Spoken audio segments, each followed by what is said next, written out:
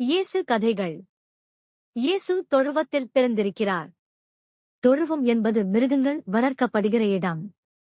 இயேசுவை மரியாள் முன்னணியில் படுக்க வைக்கிறாள். இது கழுதைகளுக்கும் மற்ற மிருகங்களுக்கும் உணவு வைக்கிற இடமாகும். ஒரு குழந்தை பிறப்பதற்கு ஏற்ற இடம் இதுவல்ல என்றாலும் அவர்கள் இங்கே இருப்பதற்கு காரணம் என்ன தெரியுமா? ஒவ்வொருவரும் தங்கள் தங்கள் பெயரை பதிவு செய்வதற்காக தங்களுடைய பிறந்த ஊருக்கு வரவேண்டும் என்று ரோம ராஜாவான அகுஸ்த ராயன் ஒரு சட்டத்தை கொண்டு வந்தான். யோசேப்பின் பிறந்த ஊர் பெத்லகேம். எனவே பெயரை பதிவு செய்ய அவரும் மரியாளும் இங்கு வந்திருந்தார்கள். வந்து சேர்ந்தபோது தங்குவதற்கு அவர்களுக்கு இடமே கிடைக்கவில்லை. அதனால் அவர்கள் இந்த மிருகங்களுடன் தங்க வேண்டியதாயிற்று. தங்கிய அதே நாளில் இயேசுவை மரியாள் பெற்றெடுத்தாள். இந்த இடத்தில் பிறந்திருந்தாலும் நீ இங்கே பார்க்கிறபடி அவர் நன்றாக இருக்கிறார்.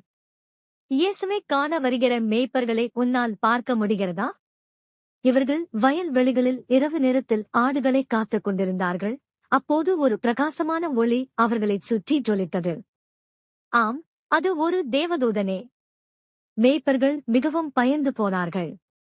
ஆனால் அந்த தேவதூதன் பயப்படாதிருங்கள். நான் உங்களுக்கு ஒரு நல்ல செய்தியைச் சொல்ல வந்திருக்கிறேன்.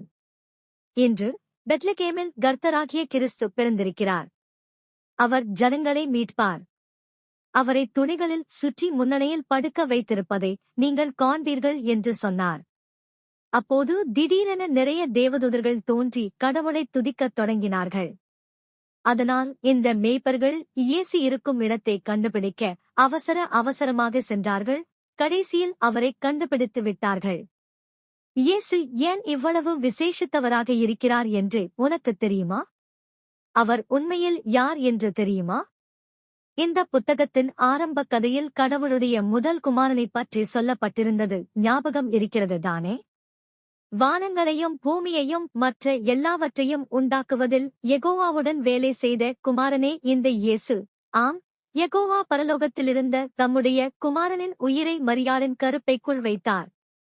உடனடியாக அவருடைய வயிற்றில் ஒரு குழந்தை வளரத் தொடங்கியது.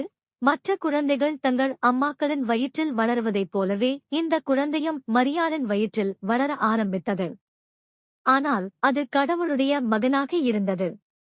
கடைசியில் அந்த குழந்தையான இயேசு இங்கே பெத்லகேமில் உள்ள தொழுவத்தில் பிறந்தார். இயேசு பிறந்துவிட்டார் என்ற செய்தியை ஜனங்களுக்குச் சொல்வதில் அந்த தேவதூதர்கள் ஏன் அவ்வளவு சந்தோஷப்பட்டார்கள் என்று இப்போது உனக்கு புரிகிறதா?